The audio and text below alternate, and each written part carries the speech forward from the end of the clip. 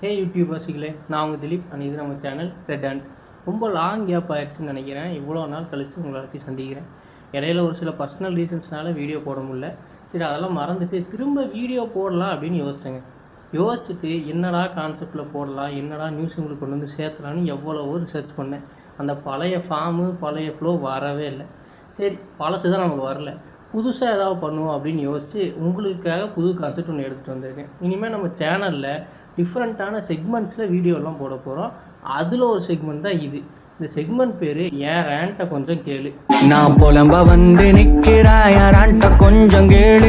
ரேண்ட்டுக்கு தமிழில் புலம்பல் அப்படின்னு சொல்லுவாங்க. அதாவது இந்த செக்மெண்ட்டில் நம்ம என்ன தான் பார்க்க போகிறோம் அப்படின்னா, நான் ரேண்டமாக என்னோடய லைஃப்பில் அனுபவித்த சில கடுப்பான விஷயத்தை பற்றி உங்கள்கிட்ட புலம்ப போகிறேன். ஸோ சிம்பிளாக இதுதான் அந்த வீடியோவோட கான்செப்ட். ஸோ இது எப்படி ஒரு ஆர்டராக இருக்க போகுது அப்படின்னா, ஏன்டா இதெல்லாம் ஒரு விஷயம் நான் உட்காந்து புலம்பிகிட்டு இருக்கேடான்னு ஒரு சின்ன விஷயத்தில் ஆரம்பித்து உங்கள் லைஃப்பை ரிலேட் பண்ணிக்கக்கூடிய அளவுக்கு இருக்கிற பெரிய பெரிய விஷயங்கள், நம்மளாம் எமோஷ்னலாக டேமேஜ் பண்ணக்கூடிய அவ்வளோ பெரிய விஷயங்கள் வரைக்குமே இருக்குது. இதுலேருந்து ஒரு 10 விஷயம் எடுத்து வச்சுருக்கேன். அப்படியே ஆர்டர் பண்ணி சும்மா அப்படி சின்னதுலேருந்து மைல்டாக ஆரம்பித்து போக போக போக போக கண்ணில் தண்ணி வர அளவுக்கு புலம்ப போகிறேன். இப்போது முதல் விஷயம், எங்கள் கம்பெனிக்கு பக்கத்தில் பார்த்தீங்கன்னா ஒரு பேக்கரி இருக்குது. ரெகுலராக அங்கே போய் நான் சமோசா சாப்பிடுவேன். அது ஒரு ஆனியன் சமோசா. ஆனால் திடீர்னு ஒரு நாள் போய் சமோசா ஆர்டர் பண்ணுறேன், கொண்டு வந்து வச்சான். வாயில் எடுத்து அப்படி கடிக்கிற, உள்ளே உருளைக்கிழங்கு இருக்குது. கடுப்பாயிருச்சு எனக்கு. எனக்கு ஆனியன் சமோசா தான் வேணும், நீங்கள் கொண்டாந்து உருளைக்கிழங்கு வைக்கிறீங்கன்னு கேட்டால், தம்பி ஆனியன்லாம் விலை ஏறிடுச்சு, உருளைக்கிழங்கு சமோசா தாப்பா இனி அப்படின்ட்டான். இது கேட்குறக்கு ஒரு சின்ன விஷயமா இருக்கலாம். ஆனால் என் பாயிண்ட் ஆஃப் வியூ நீங்கள் யோசிச்சு பாருங்கள். நம்மளோட ஃபேவரட் ஃபுட் ஒன்று ரெகுலராக போய் சாப்பிட்றோம், அந்த கடையை தேடி தேடி போய் சாப்பிட்றோம், அவ்வளோ டேஸ்ட்டாக இருக்குது. திடீர்னு ஒரு நாள் உங்களுக்கு அது இல்லை அப்படின்னா எவ்வளோ காண்டாக இருக்கும். காண்டாக இருக்கா? அதே காண்டு தான் எனக்கும். ரெண்டாவது விஷயத்துக்கு வருவோம். ஓல்டு பாய் அப்படின்னு ஒரு கொரியன் படம், நீங்கள் நிறையா பேர் பார்த்துருப்பீங்க. ரொம்பவே ஃபேமஸான படம். எனக்கும் பார்க்கணுன்னு தோணுச்சு, டவுன்லோடும் பண்ணேன். டவுன்லோட் பண்ணால் கொரியனில் தான் கிடச்சிது. சரி, சப்டைட்டில் இறக்குவோமே அப்படின்னு பல வெப்சைட்லேருந்து சப்டைட்டில் தேடி இறக்கி பார்த்தேன். இறக்கி ஒவ்வொன்றா செட் பண்ணி பார்க்குறேன், ஒன்றுமே சிங்க் ஆகலைங்க. பல நேரத்தில் படத்தை இறக்கி வச்சுருவேன், வேறு லாங்குவேஜ் படம். சப்டைட்டில் இறக்கி அது சிங்க் ஆகாதனாலேயே பார்க்காம சேர்ந்து கிடக்கிற படமே 15-20 கிடக்கு. மூணாவது விஷயம், எங்கள் கேங்கில் இருக்கிற ஒரே ஃபோட்டோகிராஃபர் நான் தான். ஃபோட்டோகிராஃபர்னு சொல்ல முடியாது, ஓரளவுக்கு சுமாராக கேமரா ஹேண்டில் பண்ண தெரிஞ்ச ஒரே ஆள் நான் தான். அதனால் எங்கே ட்ரிப்பு, அவுட்டிங்கு இல்லை ஃபோட்டோ ஷூட்டுக்குன்னே தனியாக போனாலுமே நான் எல்லோரும் நல்ல நல்ல ஃபோட்டோவாக எடுத்து கொடுக்குறேன். எனக்கு எடுக்கிற ஃபோட்டோ எதுவுமே உருப்படியாக வர மாட்டேங்குது. எவனுக்குமே கேமரா ஹேண்டில் பண்ண தெரியல. எவ்வளோ தான் சொல்லி கொடுத்தாலும் ஒழுங்காகவே எடுக்க மாட்டேங்கிறாங்க. இதனாலேயே நான் 4-5 வருஷத்துக்கு முன்னாடி கிடைத்த ஒரே ஒரு நல்ல ஃபோட்டோவை இன்னுமே டிபியில் வச்சுட்டு சுற்றிக்கிட்டு இருக்கேன். இது ஒரு மிகப்பெரிய பிரச்சனையாக தான் எனக்கு தோணுச்சு.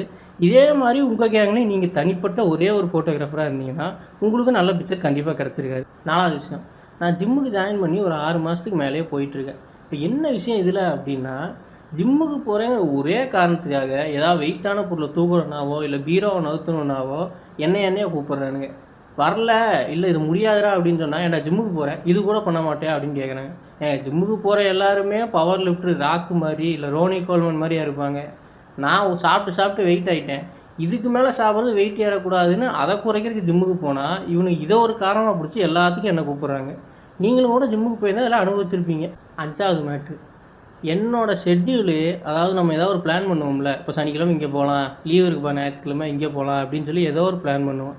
அது என் ஃபேமிலி போகிற ஷெட்யூல் கூட என்றைக்குமே சிங்க் ஆகாது. கரெக்டாக நான் என்றைக்கு இதை பண்ணலாம், அப்படி வெளியே போகலாம் அப்படின்னு நினைக்கிறேனோ அன்றைக்கி தான் இந்த கல்யாணத்துக்கு போகணும், அவங்க வீட்டுக்கு போகணும், இந்த ஹாஸ்பிட்டலுக்கு போகணும் அப்படின்னு ஏதோ ஒரு பிளான் எடுத்துகிட்டு வந்து நிற்பாங்க. அன்றைக்கி நம்ம வெளியே வேலை இருக்குது அப்படின்னு சொன்னோம்னா, நீ மற்ற நாள்லாம் வெளியே சுற்ற போகிற, நான் கூப்பிட்டா வரமாட்டியா அப்படின்னு கேட்பாங்க. நம்ம மற்ற நாள்லாம் போயிருக்கவே மாட்டோம், ஏன்னா நமக்கே வேலை இருந்திருக்காது. நம்ம பிளான் பண்ணிட்ட அன்றைக்கி தான் இவங்களும் எதையாவது பிளான் பண்ணிட்டு வந்து கண்டிப்பாக நம்மகிட்ட சொல்லுவாங்க. 6வது விஷயம், இது கண்டிப்பாக நிறையா பேர் அனுபவிச்சிருப்பீங்க, இன்னமும் அனுபவிச்சுட்ருப்பீங்க. நெட்வொர்க் பஞ்சாயத்து. அதாவது எங்கள் வீட்டுக்குள்ளே மட்டும் எனக்கு கிடைக்கவே மாட்டேங்குதுங்க.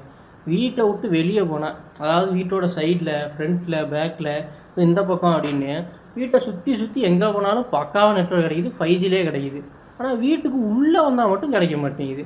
அதுவும் குறிப்பாக என் பெட்ரூமில் சுத்தமாக கிடைக்க மாட்டேங்குது. இது மட்டும் ஏன்னே எனக்கு தெரியல. 7வது விஷயம், எங்கள் கம்பெனியில் பிரேக் டைமில் பார்த்தீங்கன்னா டீன்னு ஒன்று கொண்டு கொடுப்பான்.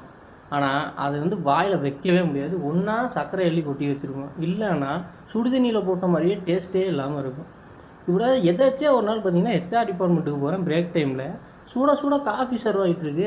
என்னடா அது அப்படின்னு பார்த்தா, ரெகுலராக ஹெச்ஆர் டிபார்ட்மெண்ட்டுக்கு மட்டும் பார்த்தீங்கன்னா காஃபியும் ஸ்நாக்ஸும். எங்களுக்கு அந்த டீ. அதெல்லாம் என்ன நியாயம்? எல்லோரும் ஒர்க் பண்ண தான் வரோம். அது என்ன எங்களுக்கு மட்டும் டீ, அவங்களுக்கு மட்டும் காஃபி? இது இந்த ஒரு கம்பெனியில் மட்டும் நான் சொல்லலை. இது பார்த்திங்கன்னா நான் இன்டர்ன்ஷிப் போயிருந்த ஒரு கம்பெனிலுமே கவனித்தேன். மேபி நீங்கள் எல்லோரும் ஒர்க் பண்ணுற கம்பெனியில் கூட இதெல்லாம் நடந்துட்டுருக்கலாம். இது இங்கே ஆரம்பிக்கலை. நம்ம எக்ஸாம் ஹாலில் உட்காந்துருக்கிறப்ப டீச்சருக்கு மட்டும் டீயும் சமோசாவும் கொடுத்தாங்க பார்த்தீங்களா, அங்கேயே அதெல்லாம் ஆரம்பிச்சிருச்சு. அடுத்த 3 விஷயமே கொஞ்சம் சீரியஸான விஷயம். இப்போ 8வது விஷயத்தை பார்ப்போம்.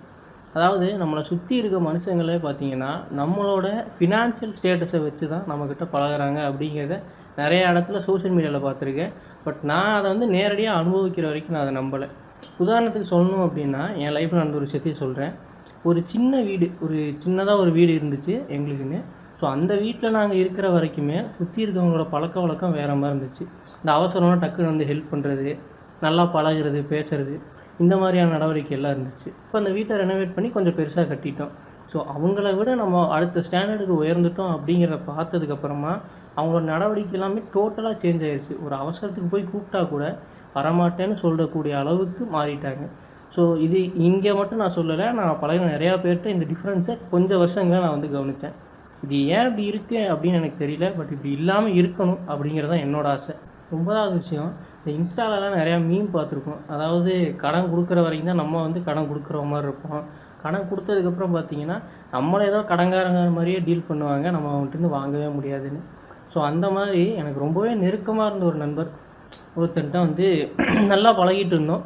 அவனை நம்பி நான் கிரெடிட் கார்டுலேருந்து கொஞ்சம் அமௌண்ட் எடுத்து கடனாக கொடுத்தேன்.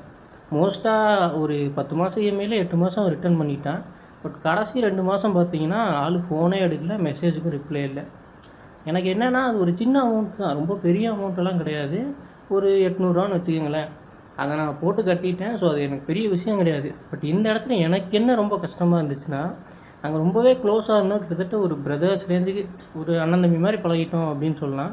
ஸோ அந்தளவு க்ளோஸாக இருந்துட்டு வெறும் ஒரு 800 நீங்கள் நான் அவாய்ட் பண்ணுறேன் அப்படின்னா, ஸோ நம்ம பழக்கம் அவ்வளோதானா, இவ்வளோ தான் மனுஷங்களா அப்படின்னு சொல்லிட்டு அந்த ஜோனில் வந்து பார்த்திங்கன்னா வேறு யாரையுமே வந்து அலோவ் பண்ண முடியலை பழகிறதுக்கு. ஸோ அந்த மாதிரி ஒரு தாட்டை வந்து இது ஏற்படுத்திடுச்சு. 10வது விஷயம், லாஸ்ட் விஷயம், இது என் லைஃப்பில் எனக்கு ரொம்பவே பாதித்த ஒரு விஷயம்.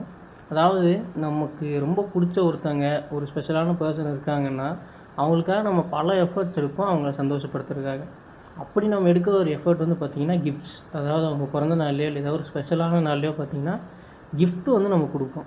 ஸோ அந்த கிஃப்ட்டை பார்த்துட்டு அவங்க எப்படி ரியாக்ட் பண்ணுறாங்க, எப்படி சிரிக்கிறாங்க அப்படிங்கிறத பார்க்கறத நமக்கு ஒரு ஆனந்தம். இது ஒரு நல்ல ஃபீல் அப்படின்னு சொல்லலாம். பட் அது நடக்காமல் நம்ம கிஃப்ட்டை பார்த்து அவங்க குறை சொல்கிறாங்க, இந்த கிஃப்ட் இப்படி இல்லை, இது எனக்கு பிடிக்கல, இது நல்லா இல்லை, அது எல்ஸ் வேறு ஏதாவது ஒரு மாதிரி குறை சொல்கிறாங்க அப்படிங்கிறப்போ அந்த இடத்துல நம்ம வந்து ஒரு கோவத்தையும் வெளிக்காட்ட முடியாது, நம்மளோட வருத்தத்தை கூட அந்தளவுக்கு வெளிக்காட்ட முடியாது. அவங்களுக்கு இன்னும் அவங்களுக்கு ஹர்ட் ஆயிருமோ அப்படின்னு சொல்லிட்டு நம்ம யோசிப்போம். ஸோ அந்த மாதிரி ஒரு தர்ம சங்கடமான சூழ்நிலை அப்படின்னு சொல்லலாம். அதுக்கப்புறம் திரும்ப அவங்களுக்காக ஒரு எஃபர்ட் எடுக்கணும் அப்படிங்கிறப்ப நமக்கு ஒரு மாதிரி தோண ஆரம்பிச்சிடும். திரும்ப அவங்க எஃபர்ட்டை வந்து உதாசீனப்படுத்திட்டா, இல்லை இந்த மாதிரி ஏதோ ஒரு கமெண்ட் சொல்லிவிட்டு என்ன பண்ணுறது அப்படிங்கிற மாதிரி அந்த ரிலேஷன்ஷிப்லேயே வந்துட்டு இது ஒரு பெரிய ஒரு பிளாக் மார்க் மாதிரி மாறிடும். ஸோ இன்கேஸ் உங்களுக்கு பிடிச்ச யாராவது உங்கள் லைஃப்பில் இருக்க யாராவது அந்த மாதிரி உங்களுக்கு கிஃப்ட் பண்ணுறாங்க, அது எவ்வளோ சின்னதாக இருந்தாலும் சரி, அதில் ஏதாவது குறையே இருந்தாலுமே அந்த மொமெண்ட்டை கெடுக்காமல் அது நல்லா இருக்குது, அது பிடிச்சிருக்குன்னு ஒரு ஸ்மைலை காமிச்சிட்டு அதுக்கப்புறமா நீங்கள் கூப்பிட்டு கூட அதை சொல்லலாம். அவங்க அதை கண்டிப்பாக ஏற்றுக்க போகிறாங்க தான். ஸோ அவ்வளோதான். என் லைஃப்பில் ரேண்டமாக நடந்த ஒரு 10 விஷயத்தை எடுத்து உங்கள்கிட்ட புலம்பணும்னு நினச்சேன், புலம்பிட்டேன். இந்த சிச்சுவேஷன் எல்லாமே நீங்களுமே கூட ஃபேஸ் பண்ணியிருக்கலாம். நான் ஃபஸ்ட்டு சொன்னதுலேருந்து இந்த லாஸ்ட் பாயிண்ட் வரைக்கும் சொல்கிறேன். இந்த 10 பாயிண்ட்டுமே நீங்களே கூட ஃபேஸ் பண்ணியிருக்கலாம். அது வேறு ஏதாவது கூட நீங்கள் ஃபேஸ் பண்ணி அதை வந்து ரேண்ட் பண்ணணும், யார்ட்டையா புலம்பணும் அப்படின்னு உங்களுக்கு உள்ளே இருந்துச்சு அப்படின்னா கமெண்ட்டில் வந்து புலம்பிட்டு போங்க.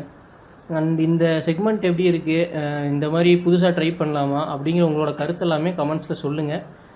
எனிவேஸ் நம்ம இனிமேல் நிறையா புது செக்மெண்ட்ஸு, புது வீடியோஸ், கான்செப்ட்ஸ் எல்லாமே கொண்டு வர போகிறோம். உங்கள் எல்லாருக்குமே நல்ல என்டர்டெயின்மெண்ட் இருக்கும் அப்படிங்கிறதுக்கு நான் கண்டிப்பாக கேரண்டி. ஸோ அந்த வீடியோ பிடிச்சிருந்தால் லைக் பண்ணுங்கள், ஷேர் பண்ணுங்கள். இந்த வீடியோ பற்றி உங்களோட கருத்துக்களை கமெண்ட்ஸில் சொல்லுங்கள். அண்ட் மறக்காமல் நம்ம ரெட் ஹேண்ட் சேனலை சப்ஸ்கிரைப் பண்ணி அந்த பெல் ஐக்கானை ப்ரெஸ் பண்ணிடுங்க. அது எனக்கு ரொம்பவே பெரிய சப்போர்ட்டாக இருக்கும்.